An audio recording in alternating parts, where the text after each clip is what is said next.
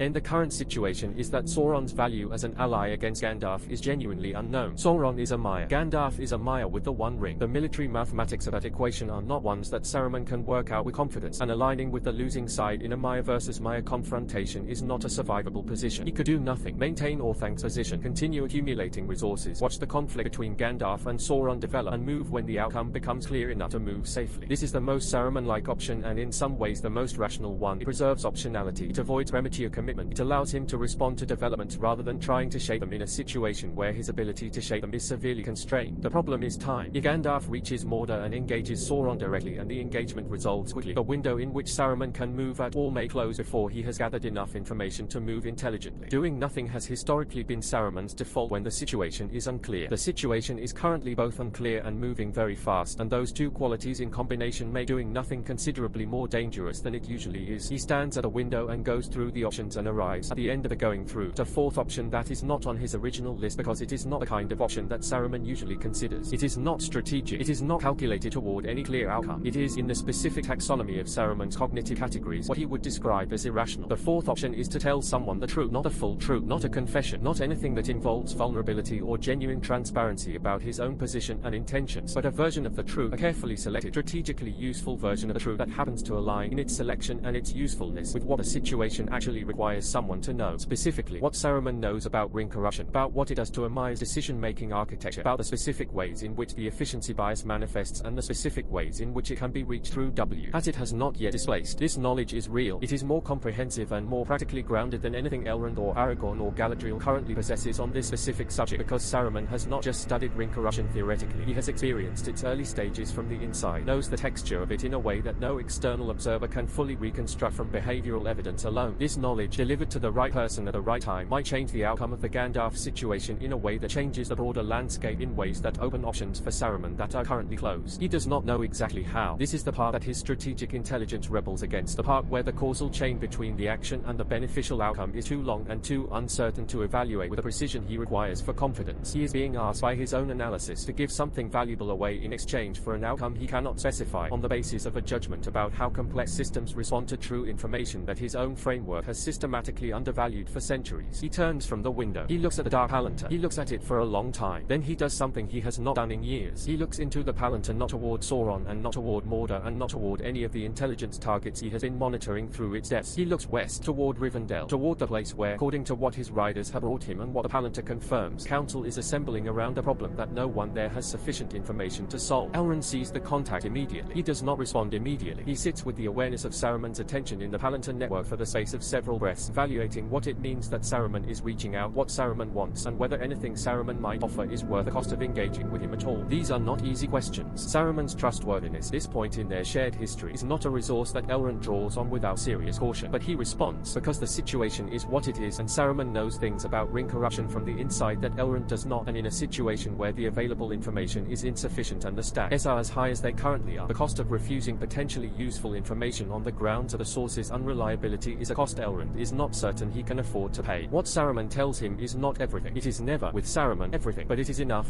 to change the shape of the Council's understanding of what they are dealing with and what, if anything, might still be capable of reaching the being that Gandalf has become. Saruman describes the efficiency bias with the precision of an insider. He describes what it leaves intact and what it displaces. He describes with a care and a specificity that suggests he is drawing on something more than theoretical knowledge. What kind of approach has any chance of penetrating it? Not power, not argument, not any form of intervention that the bias can process as an external internal challenge and route around something else, something that operates in a register the bias cannot yet reach because it addresses not the corrupted architecture but what exists underneath it, what has not yet been displaced, what the ring is still working on and has not finished with. He does not tell Elrond what that something is. He gives Elrond enough to find it himself, and then he closes the contact and he returns to the window and he looks east again. He does not know if what he has done will matter. He does not know if it will open any of the options that are currently closed to him or if it will simply give Elrond a marginally better chance at a problem that may not be solvable regardless. He has made for the first time in decades a decision that he cannot fully defend within his own strategic framework, a decision that required him to give something away without being certain of what he gets back. It feels with a quality he does not immediately recognize because he has not felt it in a very long time, like the right thing to do. He files this feeling under the category of data points that do not yet fit his model and that require more information before he can evaluate them properly. Then he calls for his lieutenant and begins issuing the orders that set Isengard's machinery in motion in a new direction that he still cannot entirely specify but that is pointed with more intention than anything he has done in years, away from himself and towards something larger. In our next episode, I want to move to Lothlorien, where Galadriel, who has already felt the ring's new wielder through Nenya's altered resonance and whose mirror has been showing her things she has not shared with anyone, is confronting the specific personal version of the question that Saruman has been confronting strategically. What does it mean to hold power wisely in a world where the most powerful being you know has stopped holding his wisely? And what, if anything, does the wisdom you have been practicing for 3,000 years actually equip you to do about it? There is a difference between seeing the future and understanding what you are seeing. Galadriel has been seeing for 3,000 years. She has stood at the mirror's edge more times than any record counts, has looked into its silver water, the things it chooses to show, the things that were, the things that are, the things that yet may be, all three mixed together without label or explanation, requiring the specific interpretive discipline of someone who has learned across millennia to read the difference between a warning and a certainty, between a possible and an inevitable, between a vision of what will happen and a vision of what happens if nothing changes. She has developed this discipline to a degree that no other being in Middle-earth currently possesses. She is, in this specific skill, unmatched. The mirror showed her Gandalf taking the ring 4 hours before it happened. This is the first thing I want to sit with because it matters enormously and it is easy to pass over in the rush toward what the mirror showed her afterward. 4 hours before Gandalf lifted a ring from Frodo's palm in the study at Bag End, Galadriel stood at the mirror's edge in the twilight of Lothlorien and watched it happen. She watched the study, the firelight, the specific quality of the moment, not in detail, not with the sharp resolution of a window looking into an actual room, but with the compressed symbolic clarity that a mirror uses when it is showing something that has not yet occurred and that it wants the watcher to understand rather than simply observe. She saw the shape of it. She understood what the shape meant. She did not send word to Bag End. She did not send word to Rivendell. She did not call for Celeborn or wake her watchers or do any of the things that a seeing of an impending catastrophe might seem to demand. She stood at the mirror and watched, and then she walked back through the trees of Lothlorien to the pavilion where she and Celeborn live, and she sat with what she had seen for a long time in the specific private stillness that Celeborn recognizes and does not interrupt, the stillness of someone processing something at a depth that requires complete withdrawal from external engagement before it can be properly understood. Why did she not act on the warning? This is the question that anyone following this alternate timeline will want to ask, and it is the right question, and the answer is more complicated and more revealing of who Galadriel actually is than any simple explanation of failure or limitation would be. She did not act because she was not certain the warning was a warning. The mirror does not show inevitabilities. This is the thing about a mirror that is most commonly misunderstood by people who have not spent 3,000 years learning to read it. It does not show what will happen. It shows what may happen, what could happen, what the current shape of events is pointing toward in the absence of intervention. It shows possibility with the visual grammar of certainty, which is part of what makes it so difficult to use well and so dangerous to use badly. Beings who have seen the mirror and acted on its visions without sufficient interpretive experience have caused more harm through their acting than the visions themselves would have produced if let unfold, have intervened in ways that created the very outcomes they were trying to prevent because the intervention was built on a misreading of the vision's actual category. Galadriel has 3,000 years of experience reading the mirror's grammar, and what the vision 4 hours before Bag End showed her was not, in that grammar, certainty. It was a possibility weighted heavily, more heavily than most possibilities she has seen, but still a possibility, still carrying the specific visual quality that a mirror gives to things that have not yet been fixed by the choices of conscious beings. And the specific thing about possibilities, even heavily weighted ones, is that intervention in them is not simply a matter of stopping the thing you don't want. It is a matter of understanding the full causal structure well enough to know what your intervention will do to the structure, what new possibilities it will open and what existing possibilities it will close, whether the world you produce by intervening is actually better than the world you produce by not intervening. She looked at the vision of Gandalf taking the ring and she asked herself, if I send warning, what happens? And the answer, when she looked at it honestly, was that she did not know. She did not know what Gandalf would do if warned. She did not know whether warning would prevent the taking or simply change its form. She did not know whether the removal of this possibility opened a better path or simply a different one with different dangers. She did not know, and acting from not knowing on something of this magnitude was, in her judgment, more dangerous than not acting. The mirror had shown her a possible catastrophe. It had not shown her what not catastrophe looked like from here, or how to reach it, or whether reaching it was within her power regardless of what she did. So she sat in the stillness that Celeborn does not interrupt, and she she thought, and she waited for the mirror to show her more. What the mirror shows her in the days after Bag End is not more of the same vision. It does not continue the story of Gandalf and the ring in a linear way. It does not show her Breland and the Rivendell Council and the empty north in chronological sequence. The mirror does not work that way. What it shows her when she returns to it on the second night after Bag End and stands at its edge in the deep quiet of Lothlorien and looks into the silver water with a specific patient, receptive quality of attention that 3,000 years of practice have given her, is something she has never seen before. It shows her nothing, not darkness, not the absence of vision in the way the mirror sometimes goes dark when it chooses not to show. It shows her water, still, silver, reflective water, and in the water it shows her what is actually in front of her, the trees of Lothlorien, the night sky above them, her own face looking down, a mirror doing only what mirrors do, reflecting the present moment back at the watcher without addition or interpretation or vision of any kind. She stands at it for a long time. The nothing persists, the water is still, the reflection is perfect and literal and utterly devoid of the quality that distinguishes the mirror from an ordinary basin of silver water, the quality that has been present every other time she has looked into it across 3,000 years, a barely perceptible depth behind the surface that means something else is there, something organized and aware and making choices about what to show. But she understands, eventually, standing at the mirror's edge in the deep quiet of Lothlorien with her own face reflected back at her from still silver water. The mirror cannot show her the future because the future is no longer legible, not to the mirror, not to any instrument of foresight that operates by reading the pattern of existing choices and existing powers and projecting their trajectory forward. The arrival of a ring in a new wielder, in a wielder of Gandalf's specific nature and power, has not simply changed the trajectory, it has broken the pattern. The future that the mirror could read was a future generated by a specific set of forces operating in a specific set of relationships, and one of those forces has just undergone a transformation so fundamental that the relationships are no longer the same, the trajectory is no longer the same, and the pattern that the mirror reads in order to see is no longer there to be read. The mirror shows her nothing because there is, in the specific sense that matters to an instrument of foresight, nothing yet to show. The future is being written in real time by forces that have not yet finished deciding what they are, and until they finish deciding, the pattern cannot be read because the pattern does not yet exist. This is more frightening than anything the mirror has ever shown her, not because nothing is more frightening than bad visions. Galadriel has seen bad visions, has seen the worst that a mirror can show, has looked at the destruction of everything she loves and hold the seeing without flinching because flinching does not help, and she has always known this. But nothing is more frightening than the worst visions because the worst visions, however terrible, are still visions. They still mean that the future exists, that it has a shape, that the shape can be understood and potentially addressed. The nothing means something different. It means that the ordinary relationship between present choices and future outcomes has been interrupted, that the usual machinery by which the world moves from what is to what will be has encountered something it does not know how to process, and that what happens next is genuinely, radically, in a way that 3,000 years of foresight have not prepared her for. Unknown. She steps back from the mirror. She looks at her hand, at Nenya, the ring of water, the ring that Celebrimbor made and that she has worn since the Second Age, and that has been, throughout that wearing, the source of Lothlorien's preservation, the power that keeps the golden wood young and whole and insulated from the decay that time and Sauron's shadow press upon everything outside its borders. She looks at Nenya and she feels it the way you feel a sound that has been present so long you stop consciously registering it, only noticing it now because something about it has changed. Nenya is not quiet. It is not the easy, settled resonance of a ring operating in the stable conditions it was calibrated for. It is, she searches for the right description and arrives at one she has never needed before. It is listening. Nenya is listening in the specific way that a very sophisticated instrument listens when it has detected a signal it was not designed to receive and is attempting to categorize it. Directed outward toward the northwest, toward the source of a new signal in the ring network that has been present since the night of Bag End, and that is unlike anything the network has carried before. Not Sauron, not the absence of the one ring which has its own quality in the network, a silence where there should be a dominant frequency. Something new, something that carries the one ring's signature but not Sauron's will beneath it, something that has the ring's power without the ring's maker, and that the network is attempting, without success, to resolve into a category it recognizes. Galadriel presses her hand closed and feels Nenya settle slightly, the deliberate contact, the reminder that she is here and attending, that the ring is not processing the new signal alone. She thinks about what it means that the ring network is behaving this way. She thinks about the three elven rings and what they were made for and what they have been doing across the center, i.e. in relation to the one ring and to Sauron's will and to each other. And she thinks about what happens to the three elven rings, to Nenya, to Vilya, to Narya, in a world where the one ring is wielded not by Sauron but by Gandalf. In actual canon, the fate of the three rings is tied directly to the fate of the one. When the one is destroyed, the three lose their power, not because they are evil, not because they are corrupted, but because they were made by Celebrimbor using the knowledge that Sauron gave him in the guise of Anatar, and the power that animates them is, at its deepest level, connected to the same source that the one ring draws on. When the one is unmade, the connection is severed, and the three rings become ordinary objects, beautiful and old but no longer capable of the preservation and enhancement they have been performing for 3 millennia. This is the fate that Galadriel has always known was coming. She has known it since Elrond told her what the destruction of the one ring would mean for the three. She has accepted it, not easily, not without grief, but with the specific, clear-eyed acceptance of someone who understands that the continued existence of the thing she loves and that the ring preserves is less important than the departure from the world of the shadow that the ring's destruction would achieve. She has been willing to lose Lothlorien in order to end Sauron. This willingness is one of the things that makes her who she is. But the fate of the three rings when the One Ring is wielded by Gandalf rather than destroyed by Frodo is not the same fate. And working out what it actually is requires Galadriel to think through something she has never had to think through before, because the scenario has never existed before. The scenario of the One Ring active and in use and its wielder not Sauron. The scenario where the connection between the one and the three is active in a new direction, carrying a new signal organized around a will that is not Sauron's and that is not, in the deep sense that matters to Nenya's resonance, entirely corrupted. The three rings would not lose their power. This is the first thing she arrives at, and it takes her a moment to fully accept it because it runs against the pattern of expectation she has built across centuries of knowing what the One Ring's activation means. They would not lose their power because their power is not extinguished by the One Ring's activation. It is connected to it, responsive to it, and when the One Ring is active, the connection is active and the three rings are operating within a live network rather than drawing on a severed one. Lothlorien would not fade. Rivendell would not fade. The Grey Havens would not fade. The preservation that the three rings have been performing would continue, but it would not continue in the same way, because the network they are now part of is not a network without a center. It is a network organized around a wielder, around a will, and that will, however good its intentions and however genuine its love for the things the three rings have been preserving, is not their will. It is Gandalf's will, filtered through the ring's nature, and the ring's nature is not preservation. The ring's nature is domination, the specific, organized, hierarchical domination of other wills by a central will, the subordination of independent agency to a single directing intelligence, and a network organized around that nature, however gently it is initially operated, does not produce the same thing that the three rings have been producing independently. Lothlorien would continue, but Lothlorien would change. The Golden Wood's independence, a quality that makes it Lothlorien rather than simply a very beautiful place that a powerful being controls, would erode. Not immediately, not obviously, but in the slow, steady way that water erodes stone. The network centripetal pull toward Gandalf's will would pull the three rings' independent operation toward alignment with that will, and the alignment would produce, over time, something that held okayed from the outside like a continuation of preservation, but that was from the inside, something considerably more like possession. She would keep Lothlorien. She would lose what Lothlorien is. This is the vision that the mirror does not show her because the mirror cannot currently show her anything. But she does not need the mirror for this. She has Nenya, and 3,000 years of understanding what Nenya is and how it works, and the clear, cold, entirely unwelcome intelligence that has never allowed her to look away from true things simply because they are uncomfortable. She sits with this understanding for a long time. She sits with it through the night and into the morning, in the pavilion where she and Celeborn lie, while Celeborn watches her with the specific patient quality of someone who has been watching her sit with difficult things for 3,000 years and who knows that the watching is what is required and that the offering of comfort or distraction would be a lesser gift than simple presence. He does not ask, she does not speak. The morning light comes through the trees of Lothlorien, the trees that Nenya has been keeping young and golden and exactly as they have always been, and it is beautiful in the way it has always been beautiful, and she looks at it with the knowledge of what it would mean to keep it at a cost she has just identified, and she does not know yet what she is going to do. What she does eventually is the thing she has always done when the question is larger than her own wisdom is sufficient for. She sends a message, not to Elrond. Elrond is already working the problem from his own angle, and what she has to add to his working is not strategic intelligence but something else, something that will not help him run the council more effectively, but that he needs to know for reasons that she cannot entirely specify, except that cannot specify is itself part of the information. She sends to Elrond the simple fact that the mirror is dark, that Nenya is listening, and that she has understood something about the cost of Lothlorien's continuation under the new network that she thinks he should understand too. Oh, even though she cannot yet tell him what it means for what they should do. And then she does the thing she has been building toward since the night she stood at the mirror and saw nothing. She goes to the mirror again, not to look for visions. She knows the mirror is not currently producing them, and she is not going to the mirror in hope of information. She goes to the mirror to do something she has done only a handful of times in 3,000 years, something the mirror permits but does not invite, something that uses the mirror not as an instrument of seeing but as an instrument of sending. She fills the basin with water from the stream, the same water she always uses, and she holds Nenya over it, and instead of waiting for the mirror to show her something, she puts something into it, not a vision, not a question, but a quality, a specific, deliberately chosen, carefully composed quality of attention that functions in the mirror's strange symbolic language, not as a message with propositional content but as a form of contact, a reaching. She is reaching for Gandalf, not to speak to him. The mirror cannot carry speech, not to show him anything. The mirror's visions are the mirror's own, and she cannot direct them. She is reaching in the specific way that one Maya-adjacent consciousness can reach toward another through a medium sensitive enough to carry the reaching, and what she is reaching with is not argument or warning or power but simply recognition, the specific, unstrategic, 3,000-year recognition of who Gandalf is, not what he has become, not a being currently moving north with the ring on his finger and the mandate dissolved and the efficiency bias restructuring his decision-making in ways he cannot see. Who he is, what he has always been, the warmth, the humor, the specific delight in small things, the love for hobbits and fireworks and the ordinary pleasures of ordinary lives that has always coexisted in Gandalf alongside everything ancient and powerful and vast. She does not know if the reaching arrives. She does not know if anything of Gandalf remains that can receive it. She holds Nenya over the still water of the mirror, and she reaches with everything she has toward a version of Gandalf that the ring has not yet finished with, and she holds the reaching for as long as she can. And then she steps back from the mirror and lets the water still. In Lothlorien the morning light comes through the trees. The trees are golden, exactly as as they have always been. She does not know for how much longer they will be. In our next episode, I want to follow Gandalf as he actually reaches Mordor's borders, as the being who left Bag End meets for the first time in this alternate timeline the concrete physical reality of what direct confrontation with Sauron's domain actually looks like from the outside, and what the ring does in that specific charged encounter with the land that remembers its maker. Gandalf crosses into Run on the 31st day after Bag End, not through the passes that the actual canon quest approaches Mordor from, not through Ithilien or the Morgul Vale or the stairs of Cirith Ungol. He comes from the northeast, exactly as his calculations specify, through the empty wilderlands east of Mirkwood, where the land is flat and grey and vast in a way that a settled west never is, where the horizon is simply more horizon in every direction and the sky feels lower and heavier than it does in Eriador, pressing down on the landscape with a specific quality of a sky that has been overcast for so long it has forgotten what it is overcast in relation to. He has been moving for 31 days at a pace that the ring makes available to him, and the pace has not diminished. This is one of the things worth noting about the march, because it speaks to something important about what the ring does to Amaya's physical experience of the world. Mortal bearers tire. Mortal bearers feel the weight of the ring as a progressive accumulation of heaviness, as a drain on the ordinary biological resources that mortal bodies run on, as a constant low-grade cost paid in vitality and clarity, and the specific resilient optimism that healthy mortal consciousness maintains as its baseline. Gollum, after decades of bearing, was reduced to something that could barely survive. Frodo, after months, was carrying a weight he described as heavier than anything physical could account for. Bilbo, after 60 years of casual bearing, aged from the inside in ways that the outside did not show until the moment he gave the ring up. Gandalf does not tire. The ring on Amaya's finger does not drain vitality, because Amaya's vitality is not a kind that drains. What it does instead, what it has been doing across 31 days of continuous movement through increasingly wild and empty country, is something more subtle and in some ways more total than what it does to mortal bearers. It does not take from him. It gives. It gives with the specific, patient generosity of something that understands investment, that knows the difference between the short-term cost of giving and the long-term return on a bearer who has been made through the giving into something that serves the ring's nature more completely. What it gives him is presence. Physical presence in the world, sharpened and deepened engagement with the material reality of everything around him, quality of being here that is more intense and more total than what he experienced as Gandalf the Grey, moving through Middle-earth in the careful, slightly withdrawn way of a being who is always partly elsewhere, always partly in the longer view, always carrying the awareness of his own limits as an insulation between himself and complete immersion in the present moment. That insulation is gone. He is here, fully, in a way he has not been since the beginning, and the here-ness has a richness and an immediacy that is one of the most seductive things the ring has done to him, more seductive in some ways than the power and the clarity and the efficiency, because it feels not like corruption but like healing, like the removal of a distance he did not choose and did not want. He notices the land changing before he reaches the borders of Mordor in any formal geographic sense. The change is not sudden and it is not dramatic. It does not announce itself with the specific threshold crossing quality that the actual canon quest experiences approaching Mordor from the west and south, where the land shifts from the relative life of Ithilien to the absolute deadness beyond the Morannon in a way that is clear and legible and organized around a boundary. The northeastern approach does not have that kind of boundary. The land simply becomes gradually less color, less variety, less of a specific complex biological texture that healthy land carries, the layering of living things, a particular smell of soil that has organisms in it, the sound of insects and small creatures that is so constant in living country that you stop hearing it and only notice its absence when it goes. It goes here slowly, over the course of several days of travel, until Gandalf is moving through country that is alive in a technical sense. There are plants, there is soil, there is water moving underground, but that has the specific quality of land that is alive in spite of something rather than because of anything. Land that has been under pressure for so long that survival is the only mode available and flourishing has been entirely forgotten. He knows what this is. He has known what it is for 2,000 years, has understood the mechanism by which Sauron's presence corrupts the land around Mordor, not through any direct magical act but through the simpler and more total mechanism of a will so organized around domination and consumption that a land in proximity to the center of that will begins to reflect it, begins to lose the quality of independent, uncoordinated, beautifully purposeless life that distinguishes living country from controlled country. The land around Mordor is not dead, it is subjugated. There is a difference, and Gandalf has always known the difference, has always felt it as one of the most fundamental indictments of Sauron's nature, not that he kills the land, which would at least be a neutral act of power, but that he subordinates it, bends it toward his purposes, reduces it from something with its own being to something that exists in relation to his will. He notices, walking through this country on the 31st day, that a ring on his finger responds to it, not with resonance, not with a warm, tented quality it has been carrying since Bag End, the quality of a sophisticated instrument calibrated to its bearer and operating at a frequency of their combined presence. What it responds with is something closer to recognition, a shift in the quality of its presence on his hand that is so subtle he might not notice it if he were not, by this point, more sensitive to the ring's states than he has ever been to anything external. A slight change in weight, a slight change in temperature, not warmer but differently warm, warm in a direction that has the specific character of warmth that comes from proximity to a source rather than from generation. The ring knows where it is. The ring knows, in whatever sense an object without consciousness can be said to know anything, that it is approaching the land that remembers the hand that made it, and the approaching has produced something in its behavior that is new. Gandalf stops. He stands in the grey, reduced landscape of the northeast approaches, and he holds up his hand and looks at the ring. He looks at it with the specific, concentrated attention of a being whose perceptual range has been significantly expanded by 31 days of wearing, who can see and feel and sense things about the ring that he could not have accessed on the night at Bag End. He looks at it and he feels the new quality in it, and he thinks about what it means. What it means, he concludes after a moment of thought organized around efficiency and strategic assessment, is that the ring is orienting toward Mordor. That proximity to the land where Sauron's will is most concentrated has activated something in the ring's deep structure, some residual directional sense organized around the maker's location, and that this orientation is information, tactical information, the kind that will be useful when he reaches the borders proper and needs to understand where to direct his approach. This assessment is not wrong, but it is in the way that his recent assessments have consistently been incomplete. The ring's orientation toward Mordor is tactical information. It is also something else. It is evidence of a connection between the ring and Sauron that is not simply geographic. That is not merely the ring remembering where it was made, but the ring maintaining across the distance and across the change of era, a living link to the will that created it. And that link runs in both directions. The ring is not simply oriented toward Sauron. Sauron is oriented toward the ring, has been oriented toward it since the moment it was put on in Bag End, with an attention and a focus that has been for 31 days the dominant feature of the Dark Lord's consciousness. Sauron knows where the ring is. Sauron has known where the ring is for every one of the 31 days since Bag End, and Sauron has been, in those 31 days, doing something that the Council at Rivendell has been trying to model from incomplete information, but that only Gandalf, in his current state of ring-enhanced perception, can feel directly. Sauron has been waiting, not in the passive sense, not the waiting of something that does not know what is coming, the waiting of something that knows exactly what is coming, that has been tracking its approach with perfect accuracy, and that has been using the waiting time to prepare, to arrange, to set the conditions of the encounter that is coming in every way available to the most powerful and most strategically sophisticated Dark Lord that Middle-earth has produced in its long history. Gandalf feels this as he stands in the reduced landscape of the northeast approach, feels it through the ring's orientation and through his own expanded perception, and what he feels produces something that the efficiency bias is not immediately able to process away. It produces, for the first time in 31 days of undeviating forward movement, quality of hesitation that is not doubt about the plan but something more fundamental, an animal, pre-rational awareness of approaching something that is aware of him in return, something that has been watching him come for a month and that is ready in ways he cannot yet fully enumerate. The hesitation lasts less than a minute. The efficiency bias finds it, categorizes it as an emotional response to tactical information rather than new tactical information itself, and routes around it toward a conclusion that a strategic assessment still supports. Sauron knows he is coming. Sauron has been preparing. This is worse than surprise would have been, but it is not disqualifying, because the ring bearer approaching Mordor with my-level power and the one ring on their finger is not a situation that any amount of preparation by Sauron's conventional military forces can meaningfully change. The Nazgûl cannot stop him. The armies of Mordor cannot stop him. The defenses of the Blackgate are organized around keeping things out that do not carry the ring, and he carries the ring, and the ring's relationship to the defenses of Mordor is not one of exclusion but of inheritance. He continues forward. The Blackgate presents itself on the 33rd day, and I want to spend time here because the Blackgate in this alternate timeline is not the Blackgate that the actual canon quest sees from outside in hope and desperation and the specific awful clarity of beings who have come as far as they can come and who know that the road through the gate is not a road available to them. Gandalf does not see the Blackgate from outside WRTH hope or desperation. He sees it as an obstacle of a specific type with specific properties that his current capabilities interact with in specific ways. He evaluates it. The gate is fast. This is the first and most immediate fact about it. The fact exists prior to any strategic assessment, and that asserts itself simply as physical reality. The Morannon is not a door. It is not even, in any ordinary sense, a gate. It is an architecture. Two vast towers of stone and iron flanking an opening through the ash mountains that is itself wide enough for an army to pass, closed by doors whose scale is organized not around human or elvish or orcish bodies, but around the specific psychology of power, around the statement that power makes when it builds things large enough to be not just functional but declarative. The gate says, nothing passes here without the permission of what built me. It says this in iron and stone at a scale that makes the saying feel like geological fact rather than constructed assertion. Gandalf looks at it and feels the ring on his finger respond again, not with the orientation toward maker quality of the previous days, but with something more active, more present, a readiness. The ring on Amaya's hand approaching the door of the realm where it was made and where its maker still sits in the tower at the center of everything is not a passive object. It is engaged. It is doing something in the ring network that Gandalf can feel but not quite see, sending something ahead or receiving something from ahead, or both simultaneously. Communication in a register that exists below the level of conscious intention and that operates through the deep connection between the ring and Mordor that was established in the fires of Orodruin and that no change of era has severed. The gate opens. This is the moment I want to stay in, not because of what it means strategically, though it means a great deal strategically, but because of what it means as an event, as a thing that happens in the world and that changes the quality of everything that follows. The Black Gate opens for Gandalf the way it opens for nothing that is not of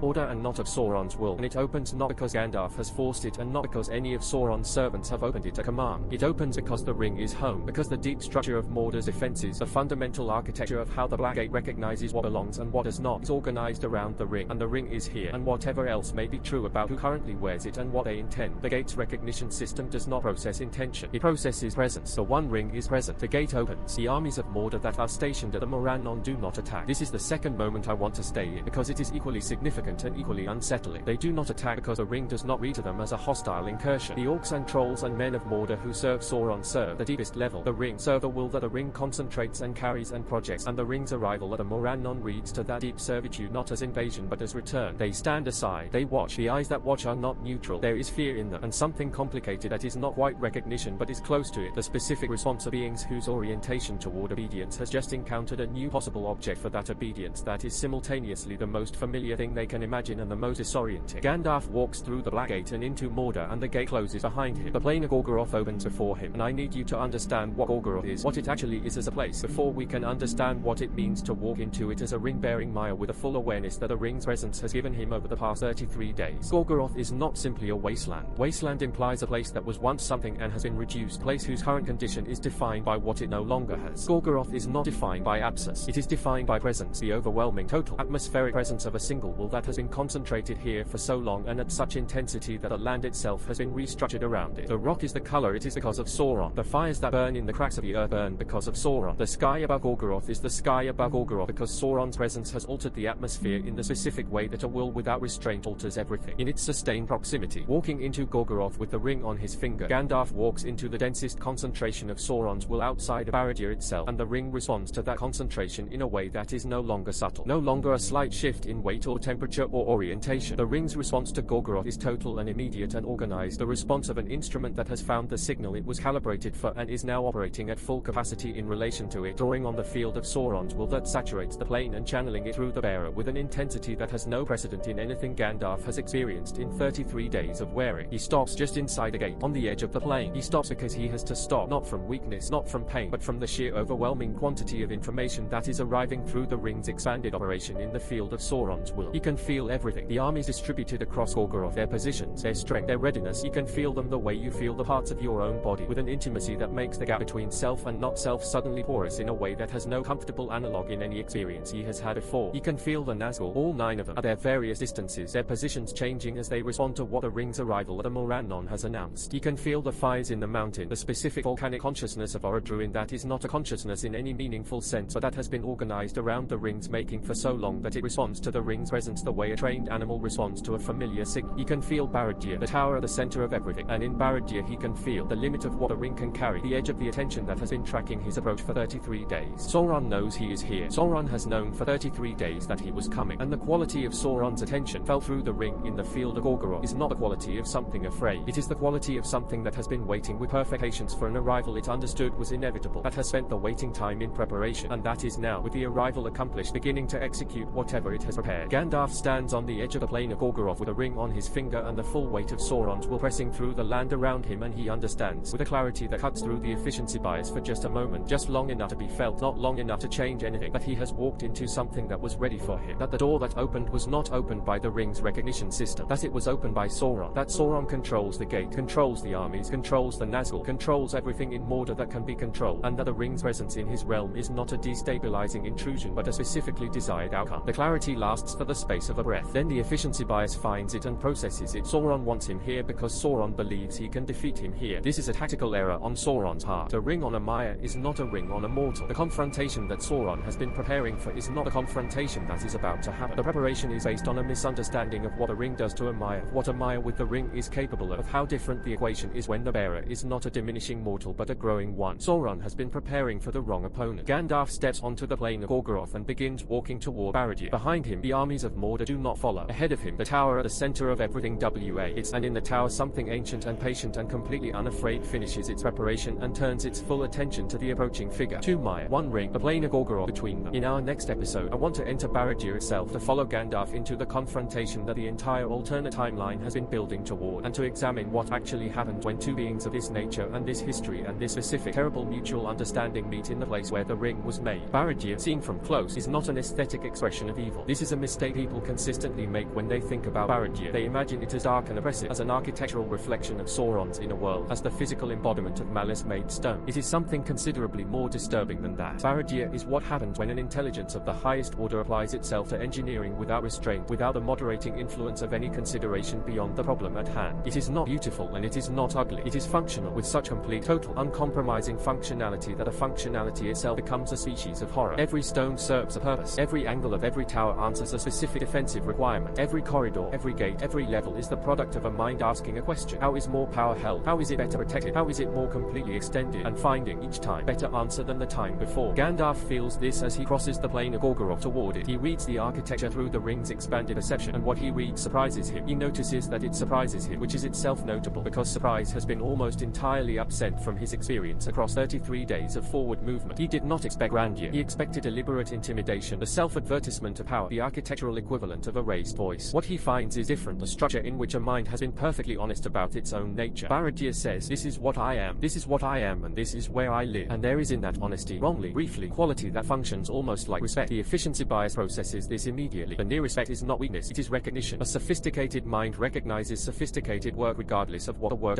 was made for. He continues, "The gates open." I want to say this slowly because there is a great deal inside this sentence. The gates open because the ring is here, because Sauron wants them to open, because this encounter is one that both parties have known was coming, and Sauron's preference in it is not to keep Gandalf outside but to bring him in. This preference does not stem from strategic miscalculation. Sauron does not make strategic miscalculations, not at this scale. The preference is a signal that Sauron is reading the situation in a way that is entirely different from how Gandalf is reading it, and that the difference between those two readings is going to determine everything about what happens inside the tower. Gandalf enters Barad-dûr. The interior is the logical extension of the exterior, the same engineering honesty, the same functional precision, the same quality of a will that has shaped its environment into a perfect expression of what it is rather than what it wants to appear to be. The corridors are wide enough for things larger than men. The light is not darkness. That is another common misconception. The idea that Barad-dûr's interior is simply dark. It is lit practically and sufficiently by sources that produce illumination without warmth, the specific quality of light that exists to serve vision rather than to create any atmospheric quality that vision might find comfortable or reassuring. It is the lighting of a workspace on a very large scale, belonging to something that has been working here for a very long time. He is not challenged. This is the thing that his expanded perception keeps returning to as he moves through the tower's lower levels, rising through corridors and chambers toward whatever waits at the summit. He is not challenged. No servant of Sauron moves to intercept him or question his presence or present any obstacle between the gate and his destination. The tower's inhabitants, and there are many, the tower is populated in the specific way of a working center of power rather than a symbolic one, register his passage with the same complicated response the armies of Gorgoroth displayed at the Moran.